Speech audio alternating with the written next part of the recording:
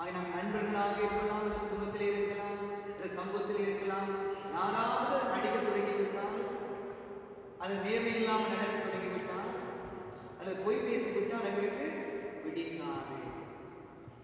அன்றிலே இருந்து எங்களுடைய உறவுகளை நாங்கள் முறித்துக் கொள்ளுவோம்.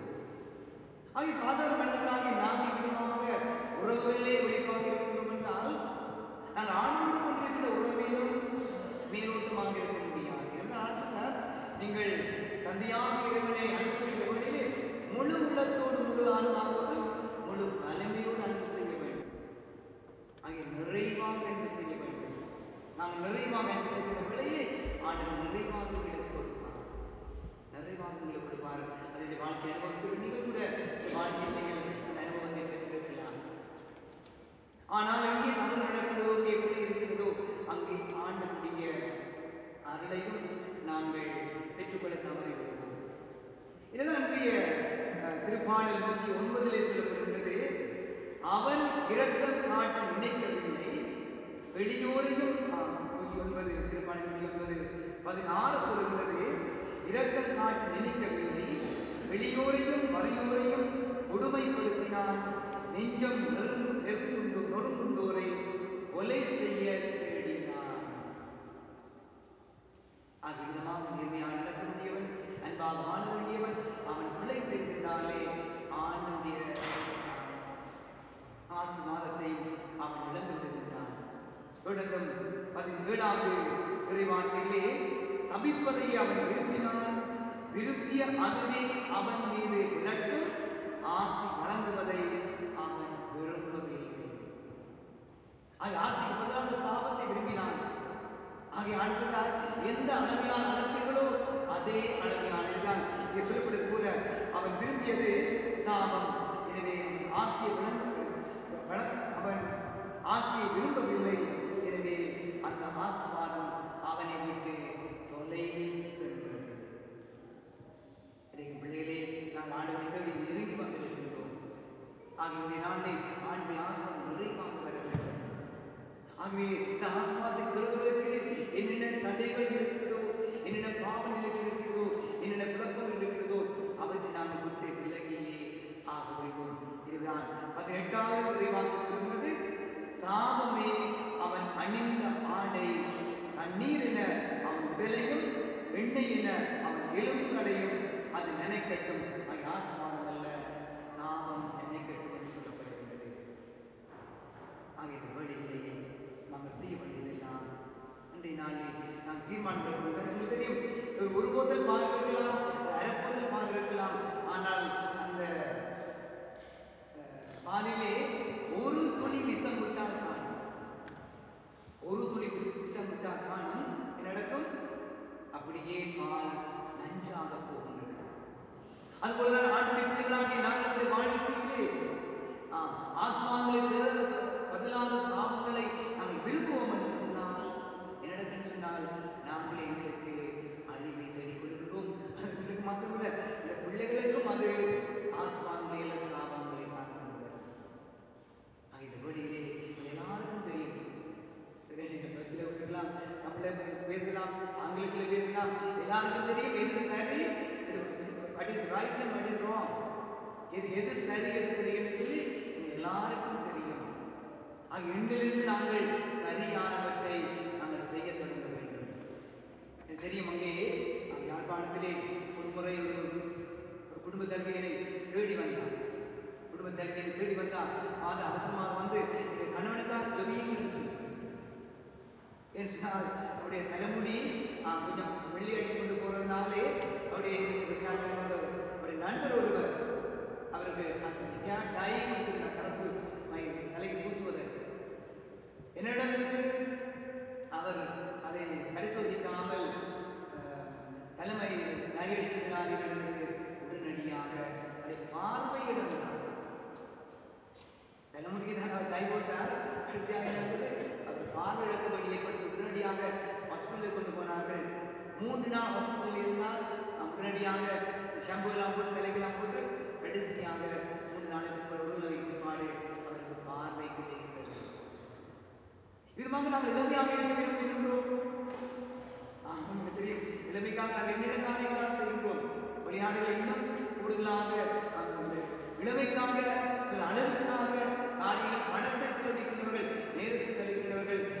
நிறைவாக இருக்கின்றார்கள். நம்மளோட ட்ரெயினில் பார்க்கலாம், பஸ்ஸில் பார்க்கின்ற இறங்கின கூட சொந்துக்கு திருக்கடிக்காகவும் கண்ணுக்கு மைபூசுக்காகவும் இருக்கிறார். இதற்காக நாங்கள் எங்களையும் அடக்கப்படுத்த விரும்புகின்றோம். ஆனால் ஆண்டவர் முன்பாக இளமையாக இருக்க விரும்புகின்றோமா? அந்த இளமைக்கு ஒரே ஒரு காரணம், நாங்கள் பாவ நிலையிலிருந்து எங்களை விடுதலையாக்கி பரிசுத்த நிலைக்குள்ளே நாங்கள் கடந்து வர வேண்டும் என்று இறைவன் விரும்புகின்றார். ஆக இந்த வழியிலே எங்களை தேடி என்னுடைய தகுதியற்ற நிலைகளை நாங்கள் ஒப்புக் கொடுத்தவர்களாக கல்வாரி அன்பிற்கு கைமாறாக அந்த பாடல் நாங்கள் பாடப்போது 3வது பாடலாக இருக்கின்றது. ஆண்டவர் நாமே சிறப்பாக வெள்ளிக்கிழமை தினமாக இருக்கின்றது. ஒவ்வொரு வெள்ளிக்கிழமை நாங்கள் இயன்றது சிலுவை பாதை சுற்றுவதுண்டு, ஞானிகளுண்டு. ஆக இந்த வேளையிலே இந்த பாடலை பாடி ஆண்டவரே எங்களுக்காக பாடுபட்டு இந்த வேளையிலே நான் செய்யக்கூடிய மேலான காரியம் இனிமே நான் பாவம் செய்யாமல் நமக்கு உகந்த பள்ளியாக வாழ முயற்சிப்பேன், வாழ தொடங்குவேன், முயற்சிப்பேன் என்று சொல்லி என்னுடைய முயற்சிகளை நான் ஒப்புக் கொடுக்கின்ற வேளையிலே ஆண்டவருடைய முயற்சிகளை ஆசிர்வதிப்பார் என்ற நிலையோடு இந்த வேளையிலே இந்த பாடலை பாடி ஆண்டவர் பாவம் மன்னிப்பை கொண்டாடி செல்வோம்.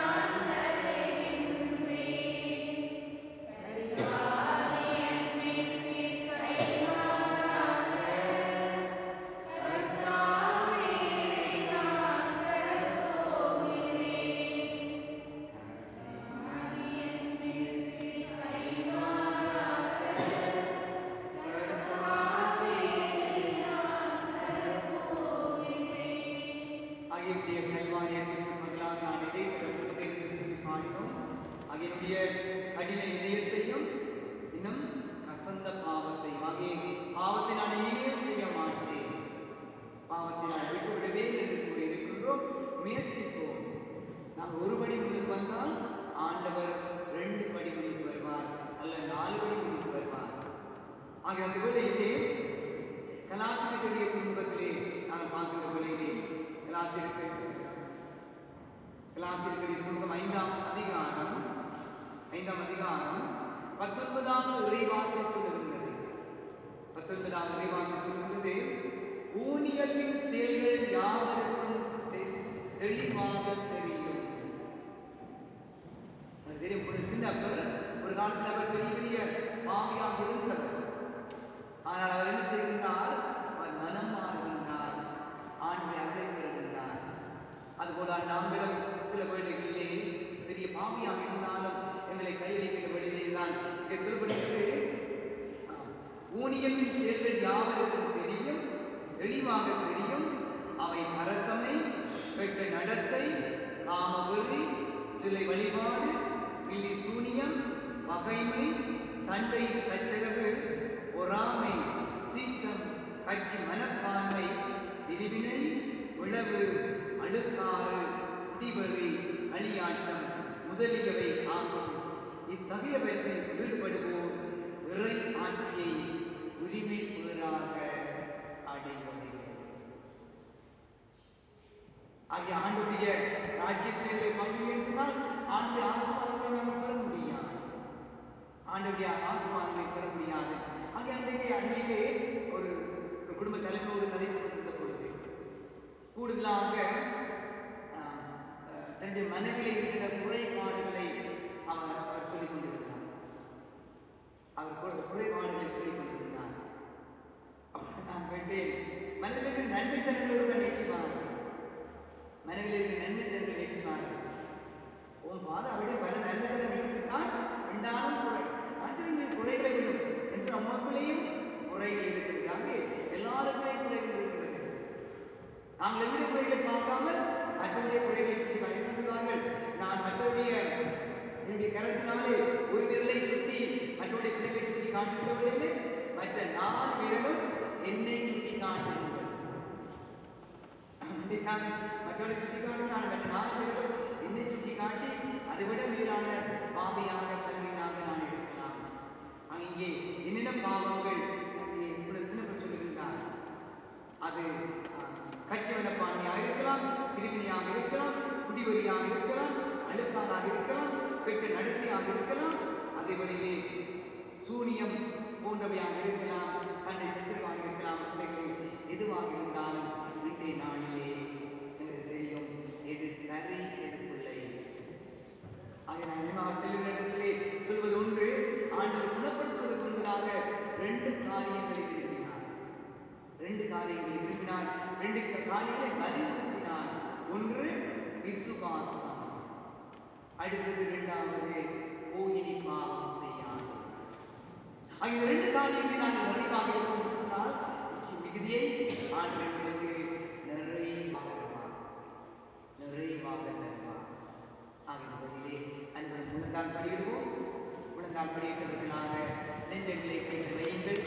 நெஞ்சங்களை கைக்கு வைத்து இந்த வழியிலே ஒவ்வொரு பாவங்களை எண்ணி பார்க்கிற வழியிலே எந்தெந்த பாவங்களை நாம் விழுந்திருக்கின்றோமோ, எந்தெந்த பாவங்களில் வாழ்ந்து கொண்டிருக்கின்றோமோ அந்த பாவங்களை பொறுத்து நெஞ்சிலே சற்று அழுத்தி, ஆண்டவரை நான் பாவி, ஆண்டவரை நான் கனவீனன், ஆண்டவர் என்னுடைய தவறுகளை விட்டுவிட்டு நான் கணவனுடைய மனைவியுடைய பிள்ளையுடைய பெற்றோருடைய தவறுகளை நான் சுட்டி காட்டினேன். அந்த கூட நான் ஒரு இடத்தில் நின்றபடியிலே ஒரு பையன் 2வது 3வது தான் படித்து கொண்டிருக்கிறான். அப்பா, நீங்க எனக்கு இது செய்யத்தான் வேண்டும், இது செய்யாட்டா நான் என்ன செய்ய வேண்டும் உங்களுக்கு தெரியும் சொல்லவாங்க தான் அவருடைய கதை இருந்தது. நான் கேட்டேன், அப்பா ஏன் இந்த பையன் இப்படி ஒரு மகன் இப்படி கதை காட்டப்பட்டபடியிலே அதுலேருந்து விளங்கிட்டு தாய் கணவன் மனைவி தங்களுக்கு விதமாக கதைப்பதனாலே அந்த பிள்ளை அதை பெற்றுக்கொண்டான். அதுபோல் அந்தபடியிலே தலைமையாக மாற்றுவதற்காக அதுக்காக மற்றவர்கள் கதைக்கிறார்கள் என்பதற்காக அல்ல, மாறாக ஆண்டவர் எங்களை அன்பு செய்து இந்த பாவங்களை பெருமனதோடு மன்னிக்கின்றார். ஆண்டவர் நான் செய்த பாவங்களை கண்டிக்க தொடங்கிட்டு அன்றைக்கு அவர் மாத்திரம்தான் இந்த உலகில் நிற்பார். ஏன் இந்த காலையிலே மாற்றங்கள், ஏன் ஆண்டவருக்கு வெளிப்பாடுகளை தந்து கொண்டிருக்கின்றார், ஏன் அன்னிமரியாதைக்குரிய காட்சிகளை கொடுத்து கொண்டிருக்கின்றார். இன்னும் பிள்ளைகள் மனம் மாற வேண்டும் என்பதற்காக, இன்னும் ஆண்டுடைய பிள்ளைகள் ஆண்டவரை தேடி வர வேண்டும் என்பதற்காக. இந்த வழியிலே நெஞ்சங்களே கையில் வைத்தவர்களாக நானும் பாவிதான், நீங்களும் பாவிதான். ஆகிய இந்த வழியிலே பாவிகளாகிய எங்களை ஆண்டவன் பெருமனதோடு மன்னிக்க வேண்டும், ஏற்றுக்கொள்ள வேண்டும் என்று ஒப்புக் கொடுத்தவர்களாக. ஆண்டவரே இரக்கமாயிரும், பாவி என் மீது இரக்கமாயிரும், பலவீனன் என் மீது இரக்கமாயிரும், பொய் சொன்ன என் மீது இரக்கமாயிரும், களவு செய்த என் மீது இரக்கமாயிரும், மூட நம்பிக்கைக்கு இடம் கொடுத்த என் மீது இரக்கமாயிரும், ஆவலாதி பேசிய என்